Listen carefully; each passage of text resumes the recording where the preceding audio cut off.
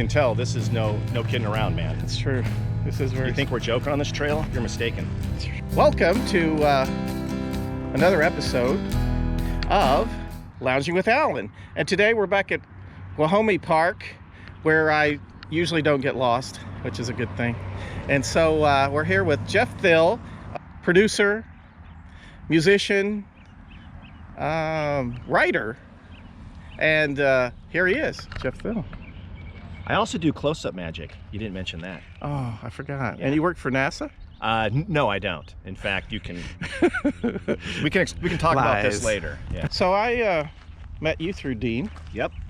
Yes, I'm meeting all my comedians through him. Yeah. It seems. Yeah, Dean seems to be like the human lint trap for comics and wayward performance artists. Yes, that's true. So let's start with what we worked on together. Oh, sure. Let's do that. Well, first of all, you were working on your Majestic 12, the series you have on YouTube. Uh-huh. Yep.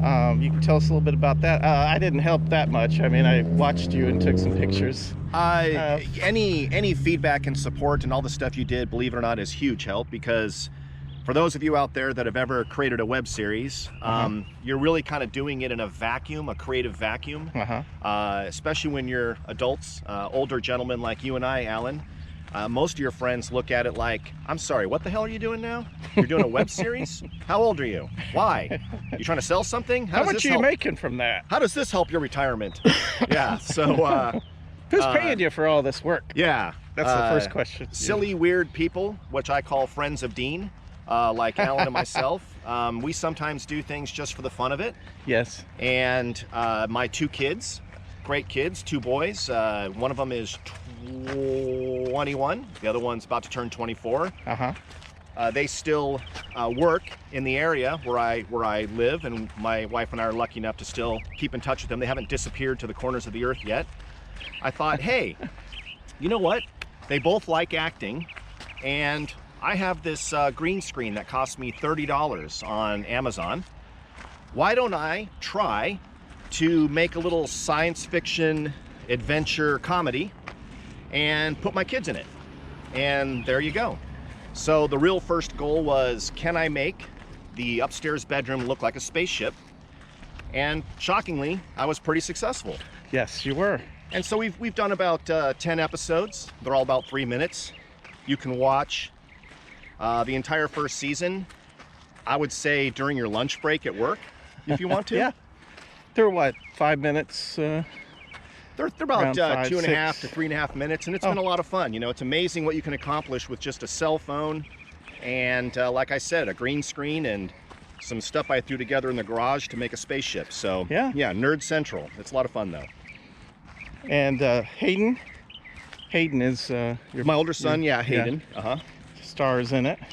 Yep. And it's the premise is basically just, what if we had this thing called Naval Space Command, a little more advanced than what Trump just created, and there were actual spaceships in outer space, a naval fleet, but nobody here on Earth even knew about it. And their job was to protect us from aliens, but turns out the aliens just want to party and have fun and trade shit. So my son plays a Naval Space Command pilot who's just looking to party and have fun, and he's always butting heads with the Admiral, which is played by Dean. Yes, so it's a fun show. Dean has a few other parts. He does indeed. Dean pops in there about 3 or 4 times, yes. So check it out anyway, you know, Majestic 12, it's fun. And then you came up with Motherload. Yes. And Dean and I helped you with that. Yeah, that was a 18-minute short film that Alan directed and was also the cinematographer and edited. Dean starred in it. What else? I mean, you did 100 things on that film. But that started, you guys, as just a dare. My son said, hey, there's a local film festival. They have one more slot open if we can come up with something good. And it should have just been, you know, a cute little movie, maybe with 3 or 4 people. But somehow between you and I, Alan, we got all excited. And we ended up with a cast of about 25 people, a crew of about 8 people, a sound guy, some folks that are really talented. actresses that came down from LA that had television credits. Some other comedians. Really, really great cast and crew, and had a great time. And gosh, it was so fun to have a red carpet event and watch it on the big screen in Temecula. And that's crazy. Yeah, that's like immediate feedback, huh? It's like as soon as it's done, it's like you're having this premiere. How often do you get that, right? How often do you ever get anyone? Never. Yeah. And again, it's fun because you get to have a focus group of people that are into your thing, watch your movie and react to it. You know, how often do you ever get to see that? That's really cool. We had, what, 300 people there? We did. Yep. Got a good response. Filled the seats. And Motherload, by the way, for those of you out there listening in, that is what if there was a multi-billionaire who had a party at his estate out in the middle of nowhere, and he invited the world's foremost conspiracy theorists, Bigfoot, Loch Ness Monster, chemtrails, UFOs, these kind of people. And during the party, one of the folks who's a conspiracy theorist kind of gets pulled off to the side by the billionaire. Next thing you know, he wakes up in an underground bunker, and then the interrogation begins and things take a dark turn. So that is Motherload. I hope you guys will check it out. It was fun to make. Well, hopefully we'll have it on YouTube. Yeah, we'll get it up there. Yeah. And now you're already working on what could be our next project. Yep. The Rabbit Hole.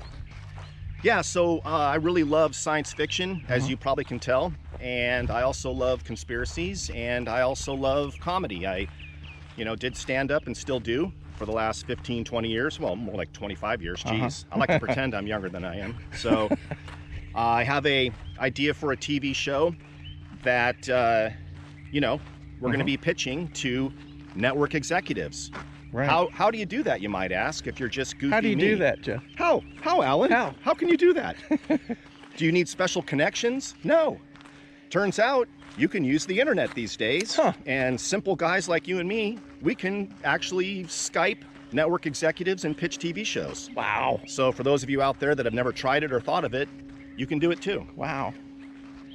So we're very excited about the new concept, yeah. We'll shoot it and pitch it, and then see what happens, huh?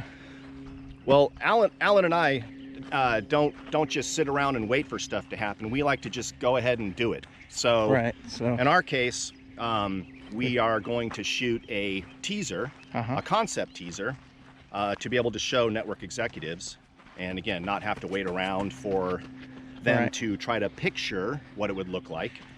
Because again, if you have a talented director and you've got a guy that knows lighting and sound and cinematography, and you've got good actors and I guess balls, I don't know, or just stupidity. Stupidity. If you have the right level of stupidity. The right level. And enough cash to back it up. A truly stupid and futile gesture being made on someone's part, then who knows, people? Shoot for the stars, right? And it would be nice if we shot the pilot because, we could use it just like a example. Do you see what happened? He's here to interview me, and now it's turned into a pre-production meeting. Oh my God. We're already starting to think about it. I love it. All right. No, you're right, though. So now we're going to talk about how you got started in comedy. Okay. We're going back in time. Back in time, yeah. So most of the things that I've done that are a little unusual always started out with a dare or just me thinking, that's the opposite of anything I would feel comfortable doing. And so I just kind of do it. I always have this philosophy, if I have any philosophy, which is anytime you can take a left turn, take it. And every fun thing that's ever happened to me, every cool, weird, strange adventure has always been a decision to just make a left turn. And, it's worked out. So comedy, same thing. I had a friend who I knew in high school, and this was a few years after high school. He was always kind of funny, and he told me he was performing at the Comedy Store. And I thought, damn it. In La Jolla, California. La Jolla, yeah.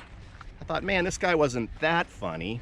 And if he's able to get on stage and get stage time, it was almost like a, hey, screw you, dude. I'm funnier than you. Yeah, hey, here's how you do it. Hey, I'll tell you who's funny. You come over, watch me. So I, gave it a shot and stuck to it. And about a year later, I was able to become a regular there, and actually, you know, eventually work my way into a situation where I made it onto a few little TV shows, and was starting to have some fun with it and get some good success, and working at the Improv and the Laugh Factory and Ice House and all those places. But I did peel back a little bit. What year was this? This would have been about 1994. I did lay off a little bit when my wife was pregnant with our first son. I thought to myself, do I really want to be calling her from Dayton, Ohio at a Red Roof Inn and asking, you know, how's the kid? Did he take his first steps yet? Right. It just didn't seem like a good thing to do, you know? Right. So, but I still, the great thing about comedy, which I love, is you can do it anytime, you know? Yeah, in you can almost jump every back town in America, there's an open mic somewhere. Here around us, there's 6 or 7. So it's fun. I just kind of keep it alive, and I still do sets and having a great time. So your real job. Oh, yeah. Tell us about that. Yeah, sure. Thanks. My real job, I used to work up in LA, in Hollywood for years in post-production, kind of behind the scenes. Then I shifted and moved here to Temecula. And here, I'm actually a trainer. So I'm a sales trainer. I train guys how to sell products ethically and give them confidence. It's almost like a glorified Toastmasters, you know, how to speak in front of others and how to develop rapport and a connection and communicate. And that's been wonderful for me because I can do comedy during that. So inevitably and captivated the audience, so they can't move. They have to be there or they're fired. So the perfect audience. The only downside is you never know if they're laughing because it really was funny or because they think they have to. Right.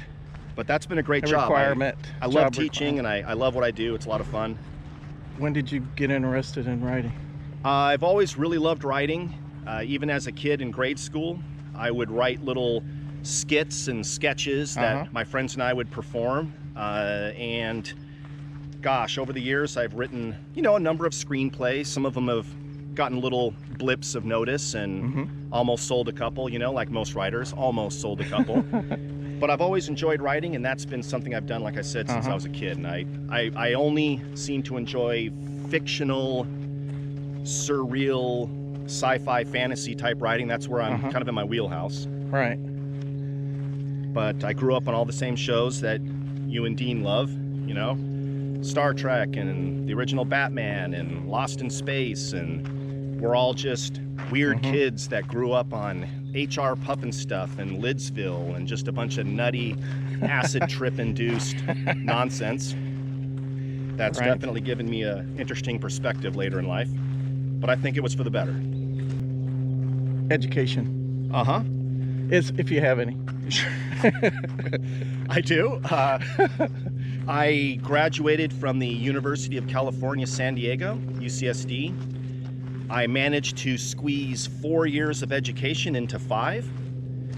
Definitely switched majors a few times, like a lot of people. It was kind of fun. I thought I was going to be a doctor. That took more work than I thought.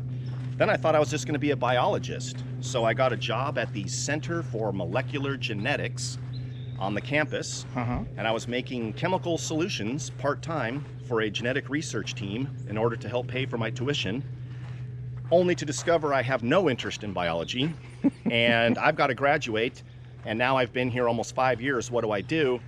And thankfully, my counselor was able to say, hey, if you take this class over here and that class over there and throw those together and switch campuses and call it communications, you're out of here. So communications, folks. What does your family think about your comedy?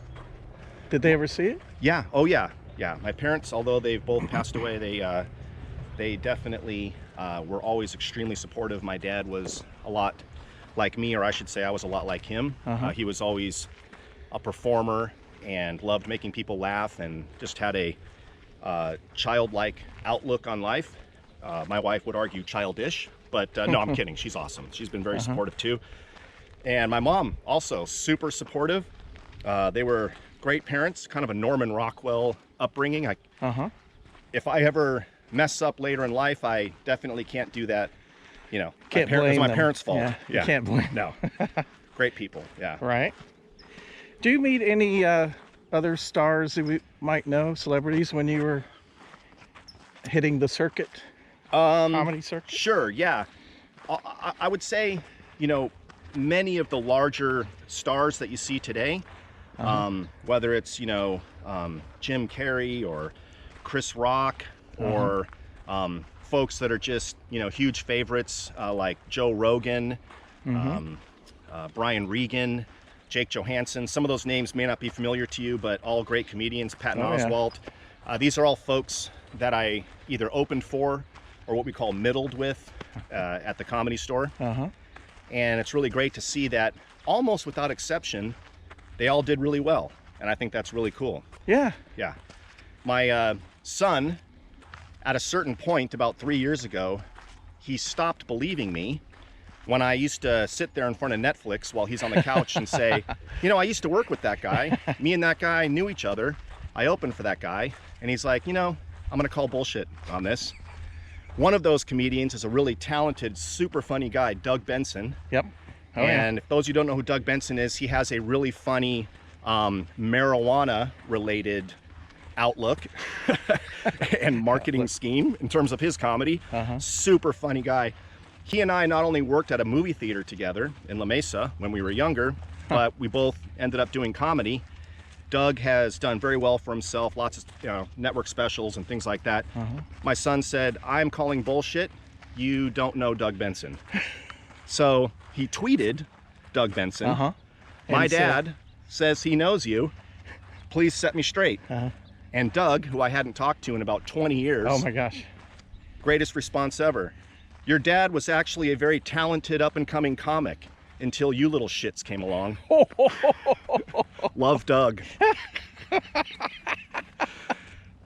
was just the greatest thing ever. My son laughed so hard, he shared it with all of his friends. I just thought that was the greatest thing ever. I never got around to thanking him for that. Oh my God. That was good. He gave me a lot of street cred. Yeah. Working right now on the rabbit hole, right? Yeah, so right now the next concept, because again, I gotta say, for anyone out there who is an amateur filmmaker or just you want to do something creative and you want to get some exposure, there's never been a better time. Look at Alan and I mean, just with some minimal equipment, well, some know-how. Well, I mean minimal equipment, the real pros. Compared to the yeah. But anybody, Spielberg. Compared to Spielberg, we're not going there. But hey, they've shot feature films on iPhones. Right? Oh yeah, right, yeah. So I guess my point is now there is an audience out there. There's YouTube and all these distribution networks. This is where I usually have my guests walk down through this path just to see if they can find any rattlesnakes. I just wondered if you're open to that. I'll watch for them, sure. It's more of a challenge. I thought it was you stand here and you watch for them. You don't? You have to walk through the brush? You got to look for them, I think, is what they mean. All right, well, I'll do my best. Watch as in find. By the way, if you look down here, I'll even roll my socks down just to make sure they get a good... I heard they like that. Grip. I heard they like that. They get a good grip. Yeah. All right, let's take a look. All right. Okay, he's walking in. I can't really show this because it's too dangerous. Oh, something's happened. Oh, Jesus. You know, I think you're right. I think it meant watch out. You know what's weird? It just didn't say out. And most people don't do this. I actually carry anti-venom with me. Oh, thank God. This isn't the first time it's happened. To answer your question, though, Rabbit Hole is the name of the next project.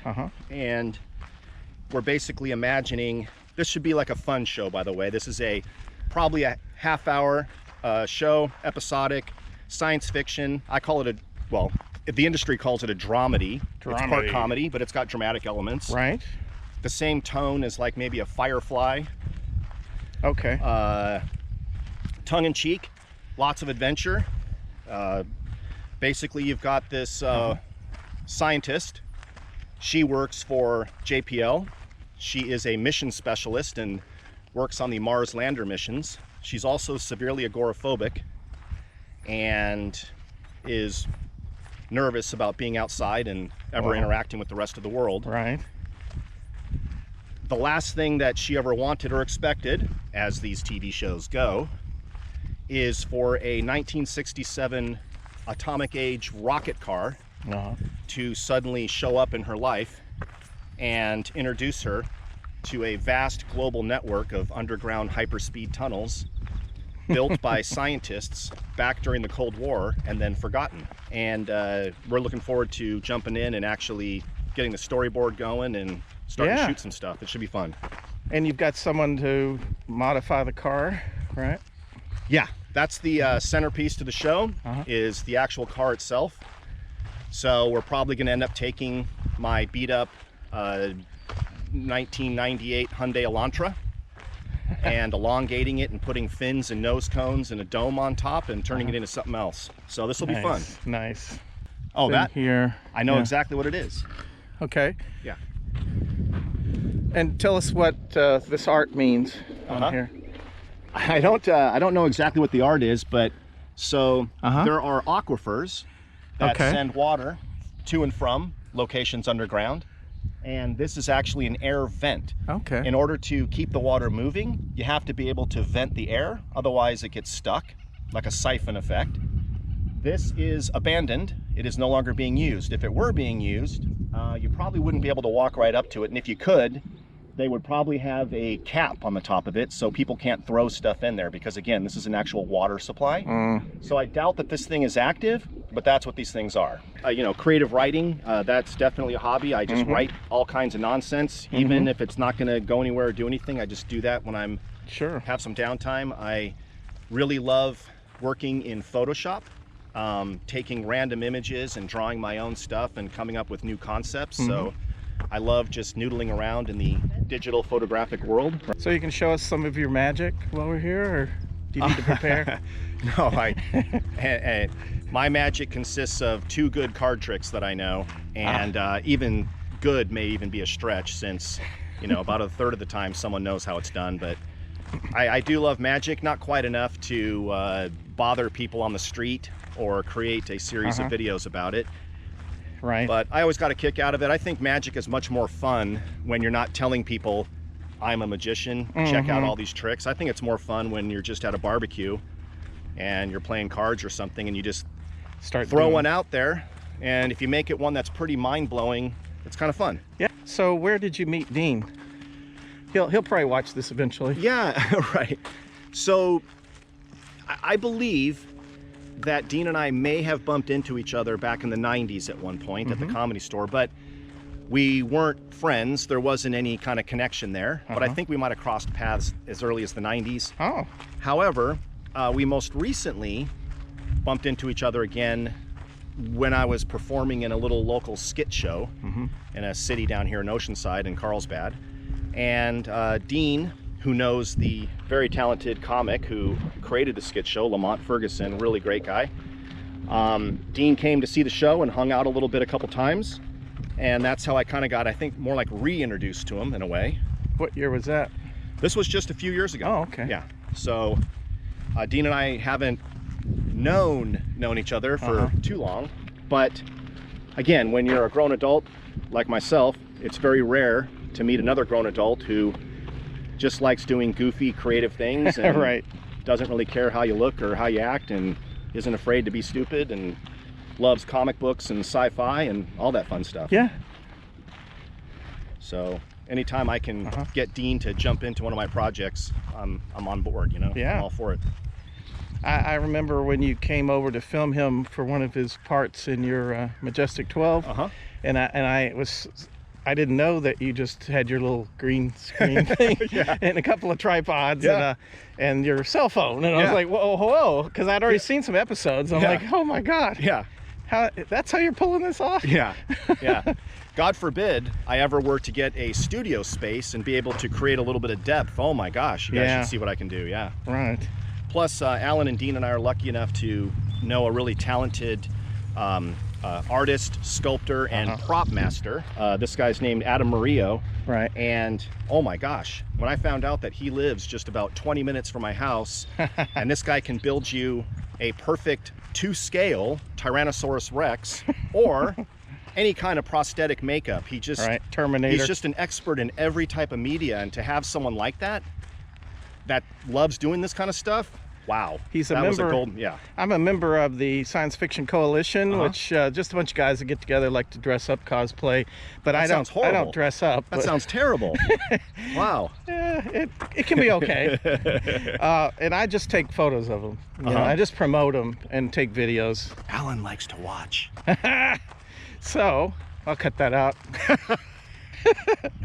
But he's a member. I think he just joined not long after I did, and then he started showing up. He showed up as Terminator, and he looks just like him. Oh my God! Keep in mind, you guys, when we say he showed up as the Terminator, oh, man. It's not he took his own face and just kind of made it look a little bit like the Terminator. He actually takes a mold of Arnold Schwarzenegger's face. So when he's walking around, it literally looks like Arnold Schwarzenegger from the late 80s with a ripped up face and metal coming through and an eyeball that's and the blinking. whole outfit, oh my God. It's crazy. It's like a time machine. Morning. Hello. Oh yeah, I called them to come get you if you got out of line. They're just patrolling, just to make sure. Well, that goes back to the conspiracy side of me, Alan. I'm always being monitored, followed, tagged, or in some other way. Or filmed with GoPro. Observed, yes. Even on your walking trail. You can't get away from it. That's right. You can't get away from a paranoid mind. I'll scare the people at home for one quick second. Did you know that stagnant water from ponds and lakes and other things can carry a thing called Streptococcus Neuro? You're probably wondering what that is. Yes, I am. It attacks your brain and your nervous system and usually kills you within a week or two. Whoa. Takes a week? It's also known as... Here, you film me. I'm going to get in this and try it. I don't believe you. Okay, so let's do it. I think I'm going to get in here. Do you think this is stagnant enough? That is pretty stagnant. Although, you know, Alan, I would argue it's not stagnant enough because you can see there is running water over there. So you are going to get a little bit of... So we got to wait and find a stagnant place. Probably. Brackish. It has to be brackish, whatever the definition of that is.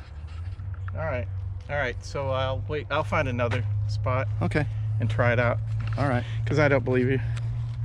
Well, the reason I even know about this is it's the curse of the Pharaoh. For those of you that were young at one time and loved conspiracies from a show called In Search Of with Leonard Nimoy. Oh, yes. Old TV show.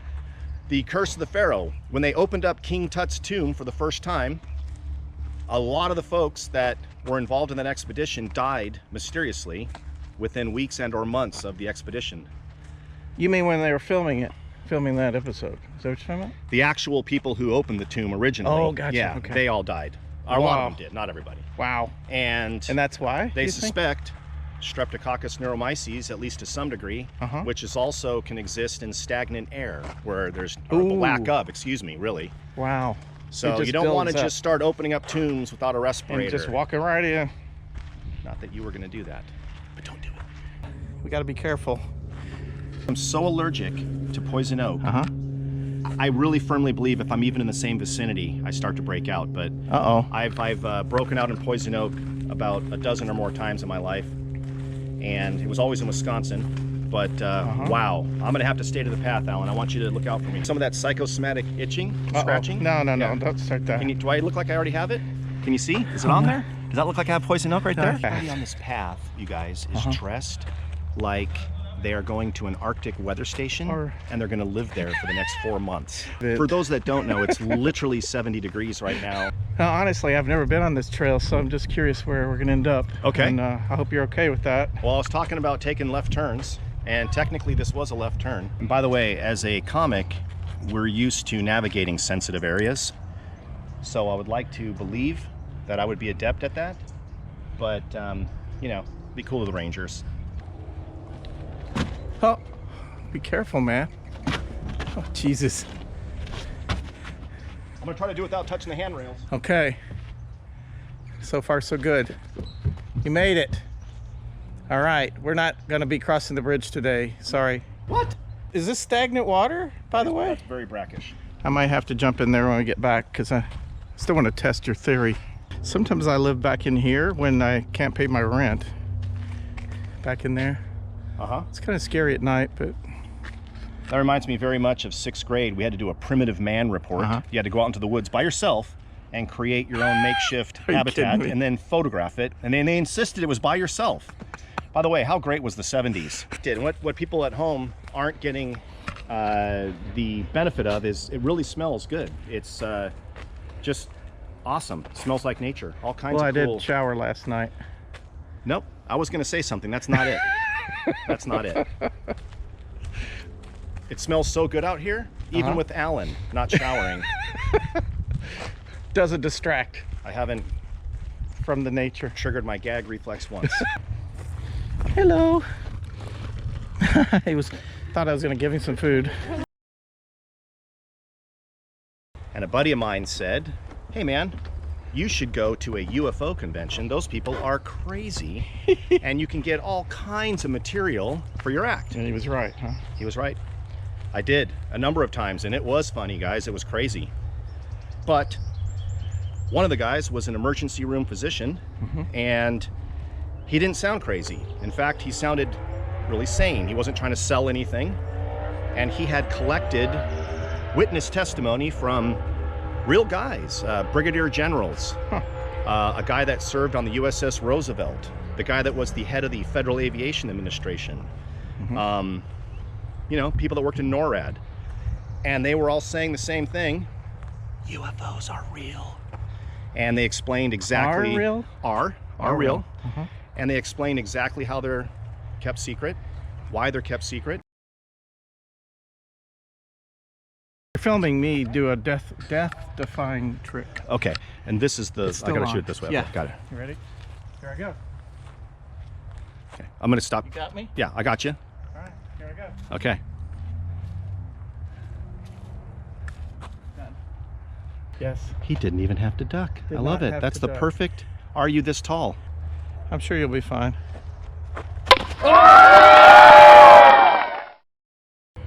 Well, and it's hard to believe, but he said, look, I have collected over the last 2 or 3 years, this is that emergency room doctor speaking, about 50 witnesses, all of whom are vetted, serious military and government folks. Right. And they all want to tell their story because they're tired of keeping it a secret. Their security oaths are over. Right. And they think that people should know. And I said, that can't be true. And so I thought, how can I learn more about this? You know, and so I just walked up to him and I said, hey, I know how to edit. Right. I'll edit that stuff for you if you trust me enough. And we got to know each other over the course of a, you know, few meetings, and he let me do it.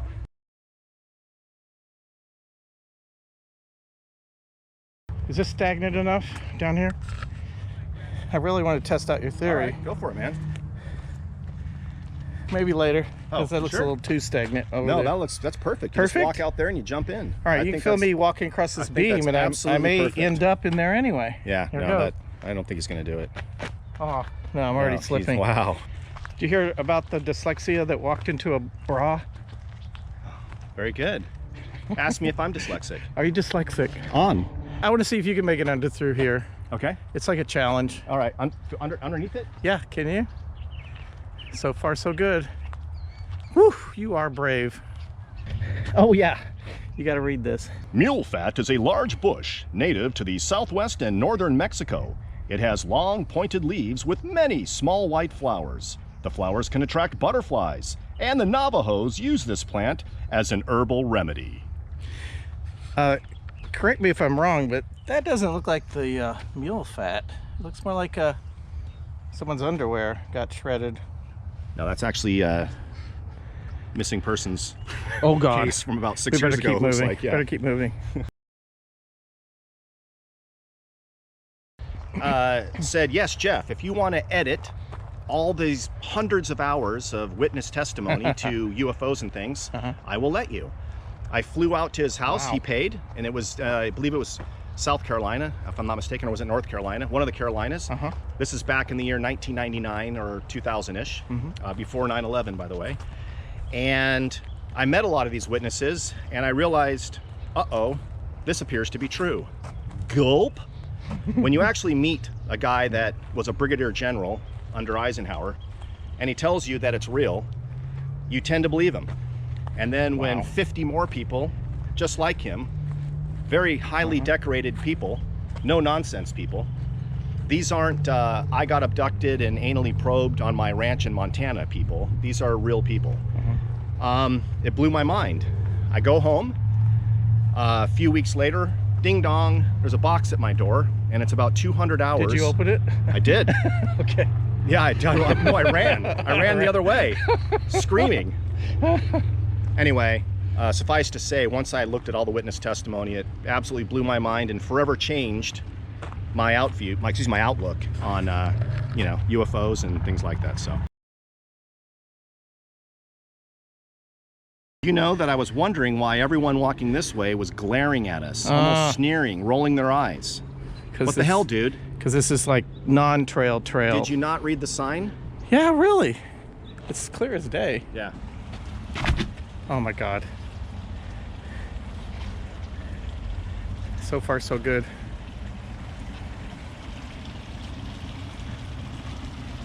Huh? You almost made it. Backwards.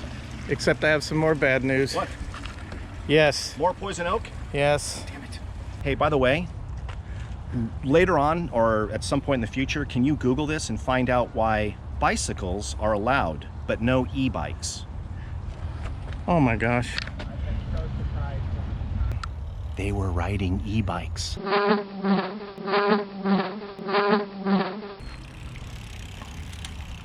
But no, I mean, you can bail on your workout. With an e-bike, as you pedal, you're storing up power. So at any given time, you can go, yeah, fuck it. And you just push the button and you can just go automatically. I love that. It's like, not too much commitment here. I thought maybe we would do a little race in this lake over here so you can get to the other side. My cameras can go underwater, so it's all right if it gets wet. Only a person our age would make a note of that. Kids today would be like, yeah, and so? And they all are, yeah, right? Yeah. Jacques Cousteau his head would have exploded if you told him that GoPro in this captures 4K and can shoot when underwater. He need a He'd be like, I'm sorry, submarine. what now? Yeah, they had a $250,000 submarine that most people died in. At least once a month, someone never came back up. No, I actually love the outdoors and I love camping. I just can't do it where there's poison oak or poison ivy. Or trees. Yeah. There's some ducks up here, so be careful. Those are people. Oh, you're right. Jeez, Alan. Jeez, I'm sorry. Goodness. I should have known by the long coats. More e-bikes. Or just bikes. Oh my God.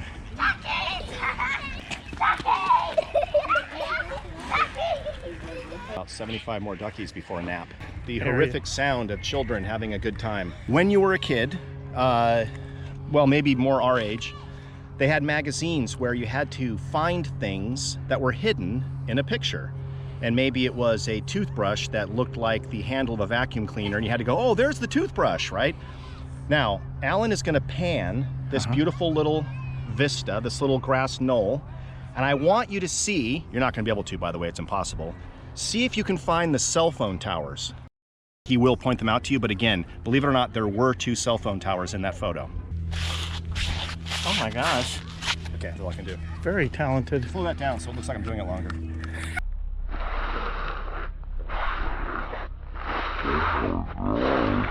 I was like a noob once and I pulled in here and paid $3 to park. I don't know, I think I lost Jeff at some point. Oh, Jeff. Oh. We're still doing the interview, We are? man. Oh, sorry, man. Yeah. Maybe someday we'll do a part 2 or a part 3. I didn't get to the fact that my house is haunted. Ooh. And a bunch of other paranormal things that, yes, they're probably just figments of my imagination, but they are fun to hear about. But no, thank you very much, man. This was a lot of fun. And in closing, I will just say that I did work up a little bit of a sweat. I feel like my heart rate did maybe not get to its target, but close. And this is certainly better than what I was going to do, which is sit in front of a hot apple fritter and look at it and think to myself, gosh, I'm about to eat this, and then afterwards, why? Nap. Why did I do that? Hopefully you'll keep me in mind for your future projects, because I know you're going to be super famous and I just want to ride that coattail. Seriously, do you see anything at all? I feel like my throat is starting to get a... Nothing? No? Now you have been hiking for years, and so Yeah. you tell me what made this track right here. Okay. You tell me what made that. So again, I was an Eagle Scout. I don't pretend to be any kind of an expert in forestry, But for sure, without a doubt, and without my kit, and without any forensic evidence, I can safely tell you that's a chupacabra. Have you ever been face to face with a chupacabra? Chupacabra, yeah. No. A goat sucker? Yes. And I guess we can end on this, Alan. This is a little bit of trivia. And again, I'm not the docent here at this park, but I do know that years and years ago, they made an entire miniature golf course fun park, but it was geared for not just kids, but little people. And that would be, you know, we don't use the M word, okay? But this whole park? People that are a little bit smaller than normal. And not everything still exists. They didn't rip it all down, but of course, years ago, they got rid of it all. But you can still see the remnants of some of it, and this was the batting cage. Now, how do they get in this one? So a series of tunnels would lead up to the cages, and then they would kind of rise up inside of it. They had to do it that way. You might ask, Jeff, isn't a batting cage normally open-ended on one end so the batter can approach and go inside? Yes, typically. These are little people. We also have red-tailed hawks in this area, and even eagles. So the fear, of course, that, and it did happen one time, don't even want to talk about it, really sad. So they had to bring them in tunnels for fear that they might get carried off. I was wondering if anyone was in there now. Closed it years ago, yeah. I mean, you could still, you know, try to bat in there if you wanted to, but I don't know that it would, nah, you probably couldn't. And what's the name of this park again? Mini golf. Not too creative. That's why they went out of business, I think, the name. Nope. Just a lot of lawsuits that ended up in small claims court. So the question was, how can people get a hold of me? Well, you can certainly look me up on Facebook or Instagram, right? Jeff Thill, T-H-I-L-L. And I'm always looking for actors and anyone that wants to help out with short film productions and things like that. Or anyone that wants maybe some, you know, tips on comedy. I'm happy to always reach out to someone and give you whatever sage advice I can hand out. So goodbye, everybody. Thanks, Jeff.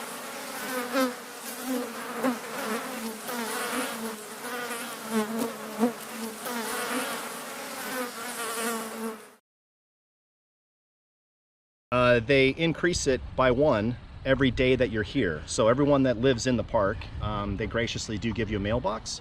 And you can tell how long the person's been in the park, how many days, by the number on the mailbox anyway. So this is mine.